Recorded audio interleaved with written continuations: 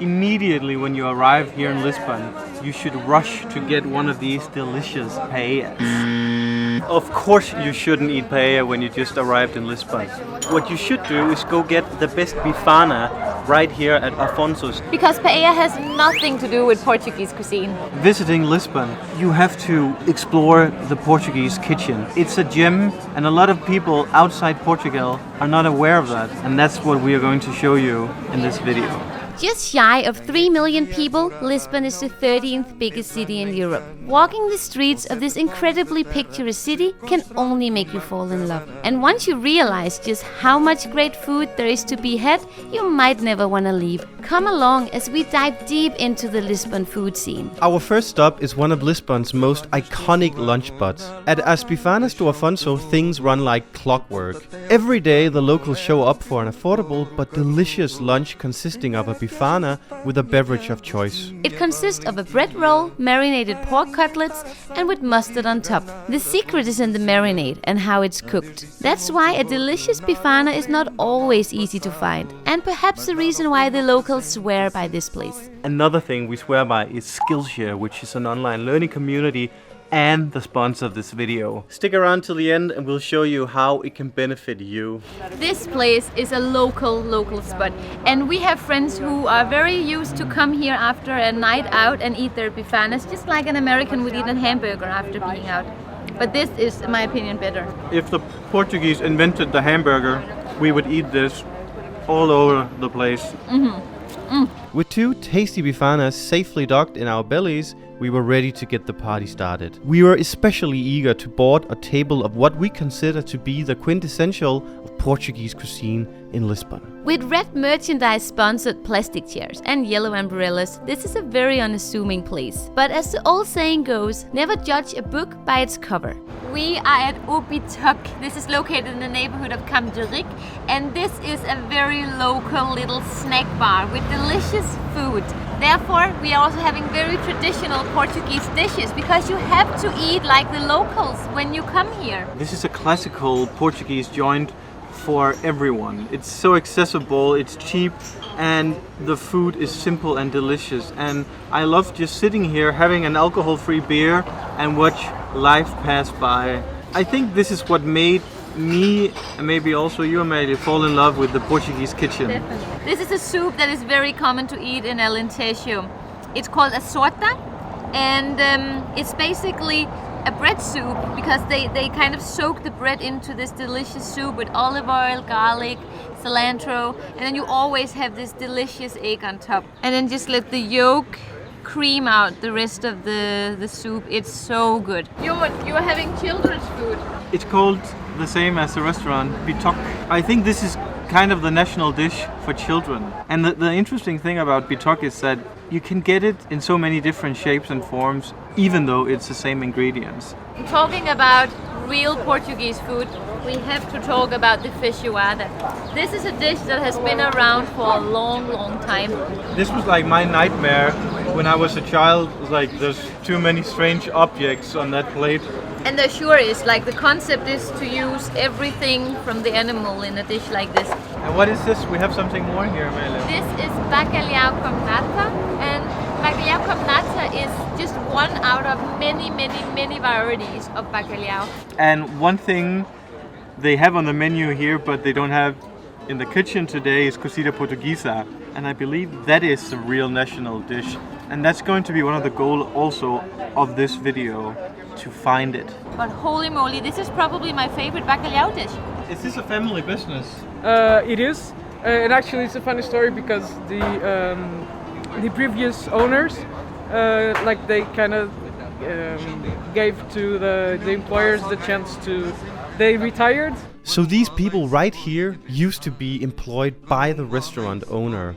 Now they own and run the place together, which is quite amazing to think about since everything is so great. One thing we learned, especially here in Portugal and almost all of Southern Europe, is that these places where the local goes and eat, even though they might not look fancy, this is where you really get the highest quality of food. We paid 35 euros for all of this. From a tourist standpoint, that's very cheap. Still, we had barely scratched the surface in terms of Portuguese food. There are so many dishes to choose from, including pica-pau, arroz de pato, bochechas, bacalhau à brás, cabrito, and migas. And that's just to name a few. At this point, it was safe to say we were pretty full. So of course we went to one of the many cute kiosks you'll find throughout Lisbon. Here you can enjoy a coffee, a beer, or whatever you are in the mood for. You must enjoy a coffee and watching the everyday life passing by here in Lisbon. It's absolutely magical, and it's the easiest way of feeling a little bit local. If you want the real way, you should order a bica, a small little espresso. That's the real way to go. Well rested, it was time for another episode of the Weight Watchers, but without the weights. Now, there isn't really much of a breakfast culture in terms of Portuguese food. Usually the locals go for something as simple as a bica and a mista toast. Portuguese people live for lunch and dinner, so breakfast calories aren't much of a priority. We decided to also skip breakfast and head straight for some epic Portuguese seafood. If you do insist on having breakfast, there are plenty of options though. Lisbon is littered with your typical blogger joints where you can enjoy colorful acai bowls, oat lattes, while sitting on vegan leather chairs. Seagull Method, Heim Cafe, Deer Breakfast, and Yard of Greens are good spots to bookmark. Anyway, it's time for seafood. With the Atlantic Ocean surrounding the entire west and south coast of Portugal, you'll find perhaps the freshest fish on the planet. We went to one of our favorite seafood restaurants called Floresta Escadinhas. We are having some of the most typical things to eat for lunch, especially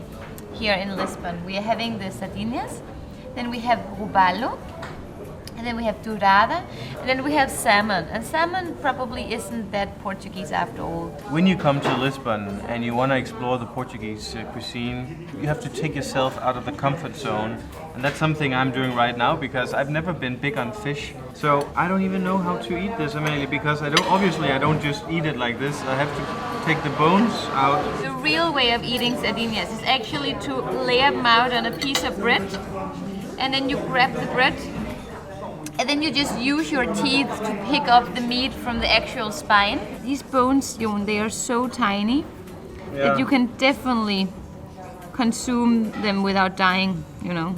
And this is also what you would eat at the Santo Antonio festival, the biggest party in Lisbon. Lá vai Lisboa, com a saia cor do mar, e cada vaga é noivo que com ela vai casar. Lá vai Lisboa. And when they talk about the national dish being bacalhau, I think it's the grilled bacalhau they talk about, because here you get basically just the fish with potatoes. Delicious potatoes. These are soaked in butter. And parsley. I think, for me at least, bacalhau is like an acquired taste, but I'm getting there. I'm slowly acquiring the taste. The flavors of octopi are amazing, but I actually have a hard time eating them when they are served like this because I'm terrified of them. So I always cut them out in tiny pieces and then I forget what I'm eating, and then it's just super good. Look how tender it is. This is almost like eating lobster meat. That's the kind of consistency that it has. Poor man's lobster. Poor man's lobster. Uh-oh. So we're ending the meal with a sobremesa. It's Injinha, the cherry liquor, my favorite cherry liquor. So as you can tell, the seafood in Portugal is pretty great. The real trick though is to find the right restaurant. Don't expect all places to serve amazing fish, because that's just not the case. Other restaurants we personally recommend are Ramiro, Ibo, Ponte Final, and Seramuraria number 2. Our rule of thumb is to always ignore any restaurant where they wave menu cards in your face. These are tourist traps, and with high prices and terrible food. So we love Portuguese food, but when you come to Lisbon, it's not the only kitchen you have to eat or you should eat. For example, this is literally probably the best burger in the world. For example, we love Mexican food too, and Lisbon has that. You have Asian, French toast, and Brazilian acai. I think that actually is a good representation of the food scene in Lisbon. You have any kitchen you can imagine here, I think we could go to a new cool restaurant every day for a year here in Lisbon. When you think about it, it's impressive how Lisbon has become a glowing international hotspot for creative cuisine. Less than 10 years ago, tourism barely existed here, and so you almost only had Portuguese restaurants. Today, Lisbon has some of the best restaurants in the world, including Belcanto. With extensive restaurant crawling through Lisbon, we have spoiled our taste buds to the point of hedonistic overload. Just a few of our favorites include Essencial, Nomada, Yakuza, Amago, Rua, Oficio, Pastanaga, Come Prima, Loco, Alma, Epur, Kanazawa. Do you need more? What is extra cool is that many of these restaurants aren't just places to eat great food, it's also places where you come to be amazed by the atmosphere and interior design. To sum it up, Lisbon is on an international level, not too far from the heavy players such as Paris and London. Back in the Portuguese kitchen, it was time to continue the hedonic taste bud enrichment. This is the beauty of Lisbon. On a sunny day, even in early March, you can enjoy lunch outside. And what better place than in the beautiful neighborhood of Belém, which used to be our home. So today we are having food from each edge of this country.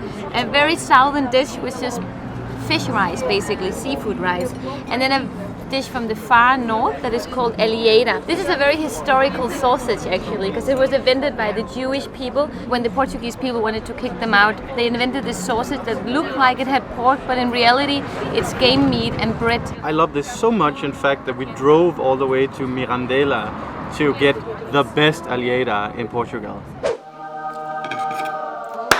Bingo! Oh my god. I think alheira is a good example of the diversity of the Portuguese cuisine, because when you get to taste this, I think you'll be inspired. There's nothing like this anywhere else in the world. What is your favorite part of the seafood kitchen? I mean, for me it is just a really nice freshly caught fish. That's my favorite thing. But there's also the dish cataplana, which is often made with seafood and fish, and I love that dish as well because it's so fresh and you can eat so much of it without feeling full, you know. I like that dish a lot. Also, they have cozida portuguesa here on the menu, but they only serve it on Saturday. It's Sunday today. So should we come back to try it? We're leaving Lisbon tomorrow. What are we gonna do? While daydreaming of the most Portuguese dish, cozida portuguesa, we went for a dinner at perhaps the most elegant restaurant in town, Café de São Bento. Welcome to Café de São Bento, guys. This is, in our opinion, one of the most authentic restaurants or cafes in all of Lisbon. It has this kind of speakeasy concept, so if you're lucky enough to find this place, you also have to ring the bell. And once you enter this place, it's like you're entering a time pocket. Everything is as it used to be, and it's good food, a little bit more upscale, but it's magic to enter the doors of this restaurant. It's like old school fine dining. It's the best quality ingredients you can get. We're having amazing foie gras, not so Portuguese, but still they love it here. You have presunto, you have amazing cheese from Serra da Estrela, and we have the best steak you can get. Actually rated the best steak. Yeah, we love coming to places like these, and I think you come here for the food, but the atmosphere too. It's a very special place. It's like you're dining in a different era. Good?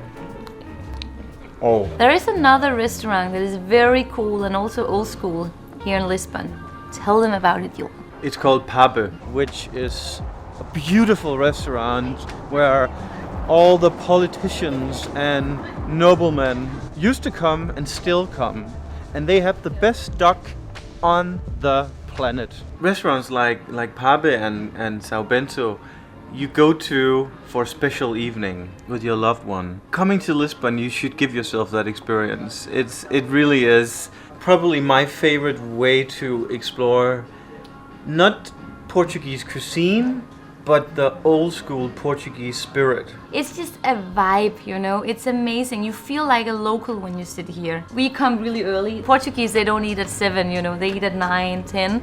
But at 10, this is gonna be busy. Don't forget to stuff your face with some of the delicious Portuguese desserts. The Portuguese live for them. Sugar is essential nutrition here, so you can trust that your saliva will get a run for its money. After gaining an undisclosed number of kilos, our Lisbon food tour had to come to an end. All we need was to find the infamous cozida a portuguesa dish.